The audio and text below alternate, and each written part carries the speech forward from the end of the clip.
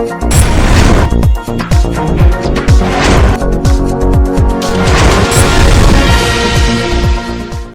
आप देख रहे हैं एनपीटीवी न्यूज परिक्रमा और मैं हूं आपके साथ आरती सिंह आजाद। डालते हैं नजर आज की खास खबरों की ओर। नगर निकाय चुनाव को लेकर खान परिवार द्वारा नकुड़ के लोगों का मन टटोलते हुए नगर पालिका चुनाव में समर्थन की बात करते हुए लोगों से मांगा सहयोग। पूर्व चेयरमैन खालिद खान ने कहा कि नकुड़ की जनता मेरा परिवार है और मैं इसके लिए अपनी हर चीज कुर्बान कर सकता हूँ। बसपा विधानसभा प्रभारी साहिल खान ने नकुड़ के लोगों से मार्मिक अपील करते हुए कहा कि यदि आप खान परिवार को खत्म करना चाहते हो तो इस बार भी पहले जैसा सलूक कर लेना। चुनावी सभा में काफी संख्या में नकुड़ के लोग मौजूद रहे और सभी ने एकजुट होकर पूर्व चेयरमैन खालिद खान को चुनाव लड़ाने और तन मन धन से सहयोग की बात कही। आप हमारी ताकत हो, आप हमारी बाजुएं हैं। आप बताओ, अगर आप हमारी बाजुएं कट जाएंगी तो हम कहाँ जाएंगे? और अगर आप चाहते हो कि ये परिवार खत्म हो जाए तो जो पहले किया था वो इस बार भी कर देना, हम खत्म ही हो जाएंगे। लेकिन अगर आप चाहते हो कि ये परिवार जिंदा रहे और आपकी खिदमत करता रहे तो ये आपकी जिम्मेदारी बन जाती है कि आप अपनी वोट की, हम आपसे क्या मांगते हैं। नकुड़ वालों, मैं तुम्हें चाहता हूं ऐसे, मरने वाला जिंदगी चाहता हूं। मैं कसम खा के कहता हूं, हमारा मकसद सियासत सिर्फ खिदमत खल्क है। नगर निकाय चुनाव का बिगुल बज चुका है। कलेक्ट्रेट परिसर में नामांकन प्रक्रिया चल रही है। इस दौरान जिला निर्वाचन अधिकारी अखिलेश सिंह और एसएसपी डॉक्टर विपिन ताड़ा निकाय नामांकन स्थल कलेक्ट्रेट परिसर का निरीक्षण किया। उन्होंने संबंधित अधिकारियों को निर्वाचन संबंधी कार्यों में शिथिलता न बरतने के निर्देश दिए। कहा कि चुनाव आयोग के निर्देशों का पालन करते हुए निर्वाचन कार्य को संपन्न कराया जाए। सभी अधिकारी निर्वाचन कार्य को प्राथमिकता के साथ ईमानदारी के साथ संपन्न कराएं। इस दौरान एसएसपी ने सुरक्षा बलों को विशेष सुरक्षा बरतने के निर्देश दिए। नगर पंचायत इन तीनों चुनाव के नामांकन की प्रक्रिया प्रारंभ है। नामांकन 17 तारीख तक जो चलेगा। उसके बाद स्क्रूटनी और वैध नामांकन पत्रों का जो है प्रदर्शन, नाम वापसी करके जो है 21 तारीख तक जो है जो मतपत्र का नमूना जो है फाइनल किया जाएगा।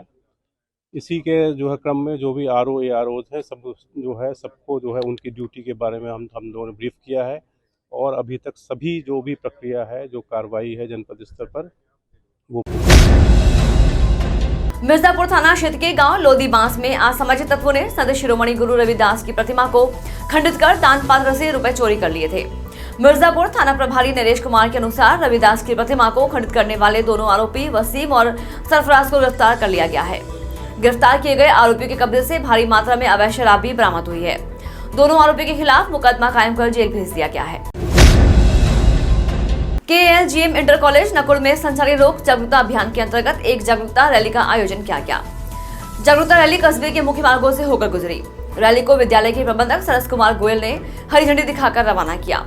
रैली के दौरान छोटे छोटे बच्चों हाथ में बैनर तथा तख्ती लिए लोगों को जागरूक करते हुए चल रहे थे। इस दौरान विद्यालय के प्रधानाचार्य कैप्टन गौरव मिश्रा, राष्ट्रीय सेवा योजना प्रभारी ध्रुव प्रकाश सिंह, रेड क्रॉस प्रभारी मुकेश कुमार, एनसीसी सह प्रभारी सलीम मोहम्मद, प्रवक्ता अरुण शर्मा, जयसराज सिंह, सहेंद्र पाल सिंह मौजूद रहे।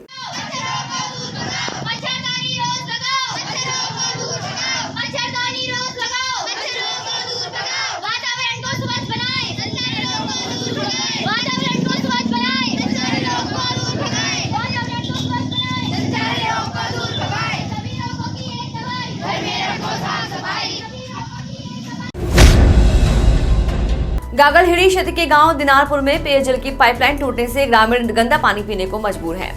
ग्रामीणों का कहना है कि पाइपलाइन टूटने से उनके नालों में गंदा पानी आ रहा है, जिससे रोग फैलने का खतरा बना हुआ है। उनका कहना है कि इस संबंध में ग्राम प्रधान को शिकायत की गई, लेकिन उनकी समस्या का कोई समाधान नहीं हो सका है। गागलहिड़ी में मुजफ्फरनगर हाईवे पर रात के अंधेरे में किसी अज्ञात वाहन ने हाईवे की रेलिंग और बिजली का खंभा तोड़ दिया।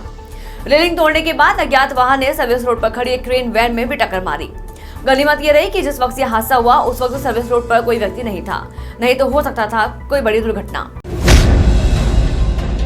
चिलकाना के बाईपास स्थित मंडी समिति परिसर में लगाए गए गेहूं क्रय केंद्र पर केंद्र को चालू होने के लगभग 2 सप्ताह बाद चिलकाना के किसान मोहम्मद एहसान व ग्राम नगला निवासी सलीम अनाज की बिक्री के लिए पहुंचे। दोनों किसानों का केंद्र प्रभारी जुबेर अहमद ने शॉल उड़ाकर तथा मुंह मीठा कराकर स्वागत किया। जुबेर अहमद ने बताया कि आज केंद्र पर लगभग 40 क्विंटल गेहूं की खरीद की गई है। उन्होंने बताया कि इस बार अन्य जगहों पर सरकारी रेट से कम दाम ठेकेदारों द्वारा दिए जा रहे हैं, जिसके कारण केंद्र पर अधिक गेहूं पहुंचने की उम्मीद है। सहारनपुर अधिवक्ता एसोसिएशन न्यायिक कार्यों से दूसरे दिन भी विरत रहे। बार एसोसिएशन के प्रस्ताव को सख्ती से लागू करने के लिए 13 सदस्यीय कमेटी का गठन किया गया था, जिसमें एसोसिएशन के प्रस्ताव को न मानने के कारण सहारनपुर अधिवक्ता एसोसिएशन ने दूसरे दिन 4 सदस्यों की सदस्यता खत्म कर दी है। सहारनपुर अधिवक्ता एसोसिएशन के अध्यक्ष अरविंद शर्मा और महासचिव मुनव्वर आफ्ताब ने बताया कि कानपुर जनपद न्यायाधीश का कानपुर बार एसोसिएशन द्वारा उनकी कार्यशैली से शिफ्ट होकर 15 मार्च से बहिष्कार किया जा रहा है। जनपद कानपुर के सभी अधिवक्ता आंदोलनरत हैं। आंदोलन को गति देने के लिए कानपुर बार एसोसिएशन ने संपूर्ण प्रदेश के अधिवक्ताओं से 12 और 13 अप्रैल को न्यायिक कार्यों से विरत रहने का आह्वान किया था। उन्होंने बताया कि बुधवार को पहले दिन बार एसोसिएशन के प्रस्ताव को न मानने के कारण सहारनपुर अधिवक्ता एसोसिएशन ने 3 सदस्यों की सदस्यता खत्म कर दी थी। बृहस्पतिवार दूसरे दिन भी 4 सदस्यों की सदस्यता समाप्त कर दी गई। मैंने कल भी कहा था, ये कानपुर तक सीमित नहीं है, ये अधिवक्ता समाज के अस्तित्व की लड़ाई है। अधिवक्ता समाज कभी भी अपने सेल्फ रेस्पेक्ट से कंप्रोमाइज नहीं करता और ना हम करेंगे। जहाँ तक भ्रष्टाचार की बात है, एक जनपद न्यायाधीश कानपुर का पहले बाराबंकी में उन जनपद न्यायाधीश का बाइकाट हुआ, फिर एटा में बाइकाट हुआ, अब कानपुर में है तो वहाँ भी बाइकाट चल रहा। इसका मतलब कहीं तो कुछ गलत है। आज कानपुर के समर्थन में पूरा प्रदेश हड़ताल पर है और यहाँ तक कि bar council of Uttar Pradesh के 25 मेंबरों में से 20। जी, आज दूसरे दिन भी हड़ताल हुई है, इसके बारे में बताइए। जी, आज भी हमारे कोर्ट में सभी अधिवक्ता जो है वो कार्य से विरत रहे और आज जो प्रस्ताव कल हुआ था वही हमने आज रिपीट किया है और हमारे पूरे अधिवक्ता समाज ने जो कानपुर जो प्रकरण है उसको पूरा सपोर्ट किया है। कुछ लोगों ने आज बार के प्रस्ताव का उल्लंघन किया और हमें सहयोग नहीं किया, तो हमने आज अपने 4 अधिवक्ताओं की सदस्यता भी समाप्त कर दी। पूरा अधिवक्ता समाज कानपुर प्रकरण में उनके साथ है। जो कानपुर वाला मामला है बहुत गंभीर मामला है, इसमें हम सभी अधिवक्ता निकाय चुनाव को बिगुल बच चुका है। चुनाव की घोषणा होने के साथ ही शह और मात का खेल भी चलने लगा है, जिसके चलते बेहट नगर पंचायत का चुनाव इस बार बेहद दिलचस्प होने वाला है, जहां पुराने दिग्गज शाह महमूद हसन ने बीजेपी की सदस्यता ग्रहण कर सारी विपक्षी रणनीति पर पानी फेर दिया है। कस्बे के लोग किसे वोट देकर बेहट की गद्दी पर बैठाएंगे यह तो वक्त आने वाला ही बताएगा, लेकिन हालात शाह साहब के भाजपा में जाने के बाद पूरे बदले हुए हैं। थाना सरसावा पुलिस के द्वारा नेशनल हाईवे पर ढाबा चलाने वाले संचालक और उसके भाई एवं एक नौकर को नशीले पदार्थ बेचने के आरोप में गिरफ्तार किया है। एसपी देहात सागर जैन ने बताया कि 2 अभियुक्त थाना सरसावा के रहने वाले हैं, जो कि शिव ढाबा चलाते थे। एक उनका नौकर है। इसके साथ ही उन्होंने बताया कि 2 लोग उन्हें यहाँ डोडा सप्लाई करते थे, जिनकी गिरफ्तार करने के लिए पुलिस कार्रवाई कर रही है। पुलिस ने इनके कब्जे से 3 क्विंटल डोडा, पोस्त चूरा, एक कार, एक स्कूटी, इलेक्ट्रॉनिक कांटा आदि सामान बरामद किए हैं। पकड़े गए मादक पदार्थ की मार्केट में कीमत लगभग 11 लाख बताई जा रही है। एसएसपी सहारनपुर द्वारा मादक पदार्थों के तस्करों को गिरफ्तार करने वाले थाना प्रभारी सरसावा सूबे सिंह और उनकी टीम के नगद 25,000 रुपए इनाम देने की घोषणा भी की है। आगामी नगर निकाय चुनाव के दृष्टिगत मादक पदार्थों की रोकथाम के दृष्टिगत जो चलाए गए अभियान में पुलिस थाना सरसावा को जब सूचना मिली कि कुछ लोग हाईवे पर स्थित शिव ढाबा के आसपास नगर निकाय चुनाव को दृष्टिगत रखते हुए जो डोडा फूल स्टॉक करके रखे हैं और उस चुनाव के आसपास सप्लाई करने का उनकी आशंका है, इस टाइप की सूचना जब मिली तो इस पर त्वरित रूप से कार्रवाई करते हुए थाना पुलिस सरसावा पुलिस ने 3 अभियुक्तों को लगभग 3 कुंटल डोडा फूल और डोडा पोस्ट के साथ गिरफ्तार किया है। इस घटना में प्रयुक्त एक एंडेवर कार। देहात कोतवाली क्षेत्र के मंडी समिति रोड स्थित वर्धमान कॉलोनी में अयूब का लकड़ी का कारखाना है। यहाँ लकड़ी का फर्नीचर बनाया जाता है। आज सवेरे इस कारखाने में अचानक आग लग गई। आग का पता तब चला जब आग की ऊंची ऊंची लपटें उठने लगी। आग लगने की सूचना तत्काल आसपास के लोगों ने कारखाना मालिक और दमकल विभाग को दी, जिसके बाद फायर ब्रिगेड की 2 गाड़ियां मौके पर पहुंच गई और आग पर काबू पाया। अग्निशमन अधिकारी FSO प्रताप सिंह ने बताया कि आग फैक्ट्री में रखा सारा फर्नीचर जलकर राख हो गया। इतना ही नहीं, मशीनें भी जल गई और वहां पर एक LPG का सिलेंडर था। संभवतः उसमें भी गैस बहुत कम थी, वह भी फटा हुआ मिला। यदि वह गैस से भरा हुआ होता तो पूरी बिल्डिंग को क्षति पहुंच सकती थी। सर, जो ये वर्धमान कॉलोनी में हेलीकॉप्टर गोदाम में आग लगी, कैसे आग लगी और कितना नुकसान? ये जो है इसमें जो है ये मंडी समिति रोड पर चंद्रभान की पुलिया से रास्ता गया है, वर्धमान कॉलोनी है, उसमें ASM इंडस्ट्रीज के नाम से लकड़ी के फर्नीचर स्टील बनाने की फैक्ट्री थी। तो उसमें हमें आग की सूचना प्राप्त हुई तो हमने तुरंत ही 2 गाड़ी भेजी, एक अम्बाला रोड से, बेहट रोड से। दोनों गाड़ियों ने आग पर काबू पाया और जो है उसमें सारा सामान, उसकी मशीनरी और जो बना हुआ सामान था, सारा सामान जल कर राख हो गया और उसमें गैस सिलेंडर का ब्लास्ट भी हुआ। लगभग कितने का? लगभग मेरे हिसाब से जो है 5-8। चिलकाना पुलिस ने एक भगोड़े अपराधी को शराब के साथ गिरफ्तार किया है। चिलकाना थाना प्रभारी सत्येंद्र कुमार राय ने बताया कि टोडरपुर चौकी इंचार्ज राजेंद्र गिरी ने भगोड़े अपराधी राशिद को ग्राम तिरफवा के पास से गिरफ्तार करने में सफलता हासिल की है, जिसके कब्जे से काफी मात्रा में देशी शराब भी बरामद की गई है।